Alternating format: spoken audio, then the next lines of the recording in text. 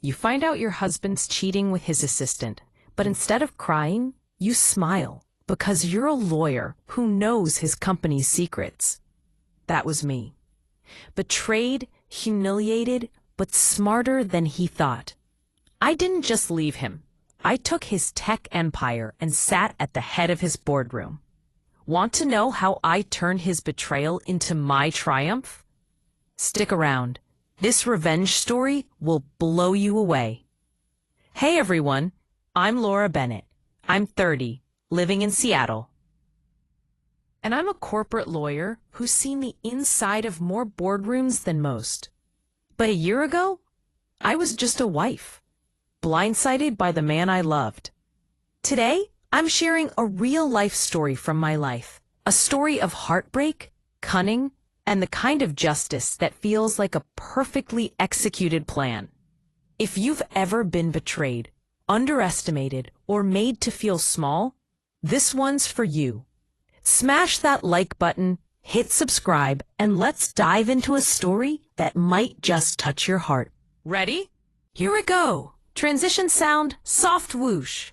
I grew up in a quiet Seattle suburb where the air smelled of rain and cedar, and life moved at the pace of a Sunday morning.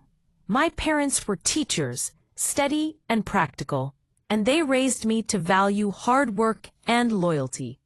I was the kid who loved puzzles, crosswords, logic games, anything that made my brain hum. That love led me to law school, where I specialized in corporate law, learning the intricate dance of contracts and clauses. By 28, I was a junior partner at a small firm, my office filled with the scent of fresh ink and leather-bound books. Period. That's where I met Ethan Carter. He was 32, a tech entrepreneur with a startup called Brightwave, a flashy company promising AI-driven solutions for businesses. Ethan was magnetic, tall, with a disarming smile, dark hair that felt just right, and a laugh that filled a room. He'd walk into meetings in tailored suits, tossing around buzzwords like disruption and scalability, with a confidence that made you believe he could conquer the world. We met when my firm handled Brightwave's early contracts. Ethan flirted shamelessly, leaving post-it notes on my desk with cheesy lines like, "Is your name Wi-Fi? 'Cause I'm feeling a connection." I laughed, charmed despite myself. We started dating, and within a year, he proposed over dinner at a rooftop restaurant, the Seattle skyline glittering below us. "Laura, you're my rock," he said, his eyes soft. I believed him. We married 6 months later in a small ceremony by Puget Sound, the water sparkling under the sun. I was 29, balancing my law career with being a supportive wife. Ethan's startup was growing, and I helped behind the scenes, drafting founding documents, reviewing contracts, all unpaid, because I believed in his dream. He'd call me his secret weapon. But to the world, he was the genius, the face of Brightwave. I was fine with that. I loved him, trusted him, thought we were a team.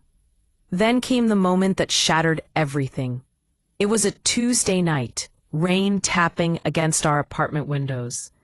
Ethan was working late. Again. So I was alone, sipping tea, scrolling through emails on his tablet he'd left on the counter.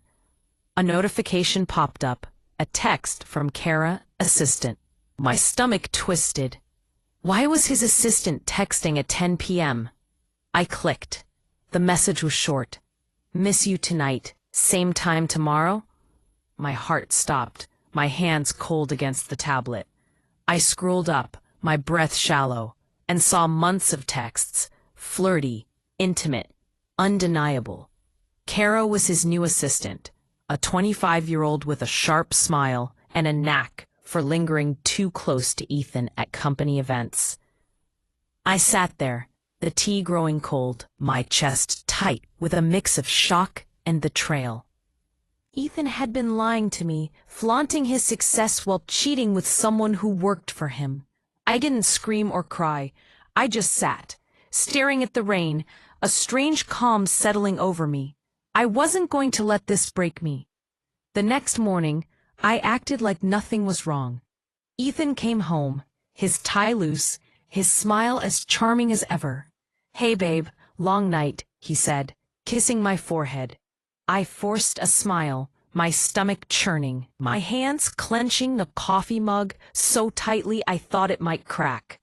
I wanted answers, but I knew confronting him would get me lies. Ethan was too good at talking his way out of trouble. Instead, I watched him. Over the next few weeks, I noticed the signs I'd missed. Late nights he blamed on investor meetings, Kara's name dropping too often, the way his eyes darted when I asked about his day. He'd come home smelling faintly of her perfume, a floral scent that clung to his jacket. Each discovery was a knife to the heart, but I kept my face neutral, my voice steady. The worst was at a Bright Wave gala, a glitzy event in a downtown hotel. Ethan was the star, shaking hands with investors, his laugh echoing over the clink of champagne glasses. Kara was there, in a red dress, her hand brushing his arm as they whispered. I stood across the room, my black dress feeling like armor, my smile a mask. A colleague nudged me, joking. "Ethan's the brains, huh? You're lucky to have him." Lucky. The word burned. I felt invisible, disrespected, like the lawyer who'd built his company's foundation was just the wife. My hands trembled as I sipped my wine, my mind racing. Ethan wasn't the brains, he was the showman. I drafted the contracts, structured the deals, made Brightwave legally airtight, and he'd forgotten that. One night, alone in our apartment, I pulled out the original Brightwave documents, thick stacks of paper I'd written years ago. My eyes scanned the fine print, my lawyer's brain kicking in. That's when I found it, a clause listing me as a consultant investor with convertible equity rights in case of restructuring. Ethan had signed it without reading, too busy playing CEO. And Brightwave was about to restructure for a new funding round. My heart raced, my fingers tracing the words. This was my leverage. Ethan had betrayed me, but he'd also underestimated me. I wasn't just his wife. I was his equal, and I was about to prove it.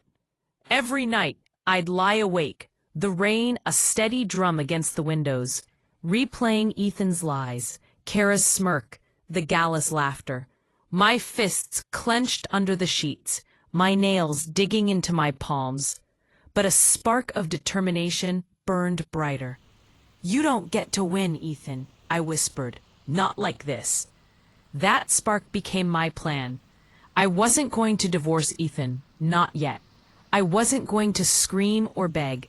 I was going to use my brain, my skills, to take back what was mine. As a corporate lawyer, I knew how to play the game better than he ever could. Started quietly, working late at my firm, my office lit by the glow of my laptop.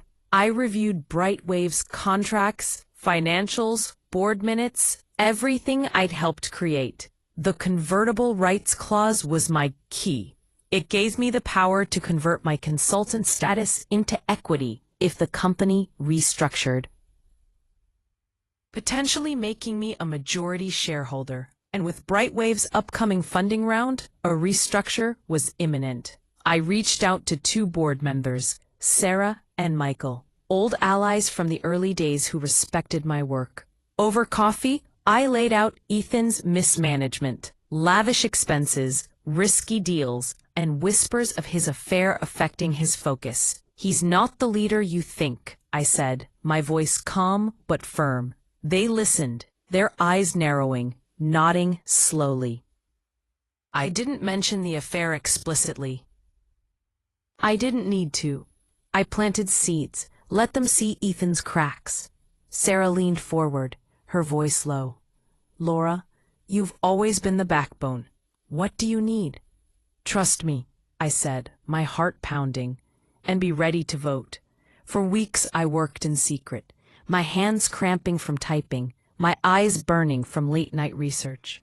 I consulted a financial advisor, confirmed the clause's legality, and prepared my move. Every step felt like a chess play, each piece moving closer to checkmate.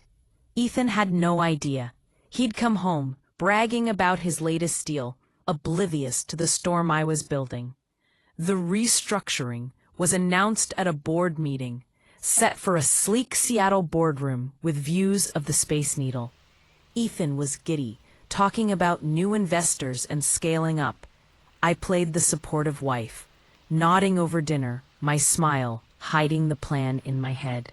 I activated my convertible rights the day before the meeting, filing the paperwork with my lawyer. The clause was ironclad. Ethan's signature was on it, and the board had no grounds to object. I alerted Sarah and Michael, securing their votes for a new share allocation. By the time Ethan walked into that meeting, I held 51% of Brightwave's equity. I dressed carefully that morning. A tailored blazer, my hair pulled back, my heels clicking on the hardwood floor. Ethan didn't notice my absence at home. He was too busy prepping his speech. I arrived early, taking my seat at the head of the table, the Leonard chair cool against my back. The board members filed in, their faces a mix of curiosity and tension. Sarah gave me a subtle nod. Michael's eyes twinkled with anticipation.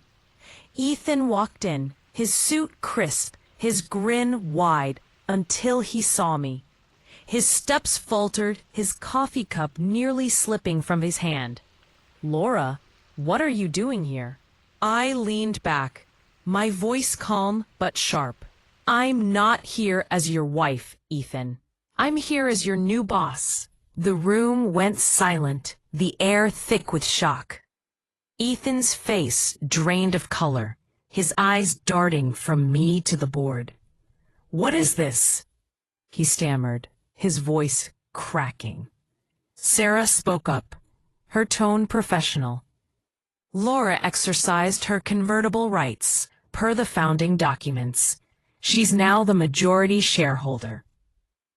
Ethan laughed, a nervous, desperate sound. "That's impossible, I'd know." "You signed it," I said, sliding a copy of the contract across the table. "You were too busy being the face of Brightwave to read the fine print." He grabbed the paper, his hands shaking, his eyes scanning the clause. The board watched, their silence deafening. Michael cleared his throat. "We voted, Ethan. Laura's leadership is effective immediately." Ethan's jaw tightened, his voice rising. "This is my company." "Not anymore," I said, my tone steady, my eyes locked on his. "You built the spotlight. I built the foundation." He stormed out, his face red, his assistant's name, Kara, never mentioned again. She was quietly let go the next week, her desk cleared out before Ethan could protest. The board meeting was just the beginning. With my majority stake, I took control of Brightwave, steering it towards stability. I renegotiated deals, cut Ethan's lavish expenses, and focused on the AI tech that made us unique. Investors loved it within months. Brightwave's valuation doubled. Headlines calling me the lawyer who saved a tech empire. Ethan tried to fight back, hiring a lawyer to challenge my equity. But my contracts were airtight, my work undeniable. His case fell apart, and he was relegated to a minor advisory role, his name fading from the spotlight. I heard he moved to a smaller city, his charm no match for his failures. Kara disappeared from the tech scene, her LinkedIn profile dormant, her red dress a distant memory. I didn't fire her out of spite. I simply didn't need her. Brightwave was mine now, and I ran it my way. The real payoff came at a tech conference, months later.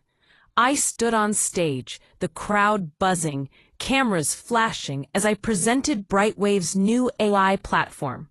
My blazer was sharp, my voice steady, but inside, I felt a rush of triumph. The girl who'd smiled through Ethan's lies, who'd sat quietly at galas, was now the one everyone watched. After my speech, a reporter asked, "Miss Bennett, how does it feel to take over your husband's company?" I smiled, my heart light. "It was never his," I said. "I built the foundation. He just stood on it." The crowd cheered, but I didn't need their applause. I felt it, the weight of betrayal lifting, the validation of every late night, every contract, every choice to keep going. I'd turned Ethan's betrayal into my empire, and it was profitable in every sense. This wasn't about destroying Ethan. It was about reclaiming my power, my work, my truth. His betrayal hurt deeply, but it also showed me what I'm capable of. I didn't need to scream or cry to win. I used my mind, my skills, and the fine print he ignored. Brightwave is my legacy now, a reminder that betrayal doesn't define you unless you let it. I rebuilt myself, not just for me, but for every woman who's been underestimated, overlooked, or betrayed. And Ethan? He's a footnote, a lesson in what happens when you forget who's holding the pen. So what's the lesson? The smartest revenge isn't loud or emotional. It's strategic, calculated, and built on your own terms. Keep your eyes sharp, your heart steady, and never let anyone take what's yours. If this story gave you chills, smash that like button and drop a comment below. Have you ever turned the trail into triumph? Or seen someone get the karma they deserved? Tell us about it. If you love real-life stories of resilience, strategy, and sweet, sweet justice, hit that subscribe button and turn on notifications for more. Thanks for watching, and I'll see you in the next one.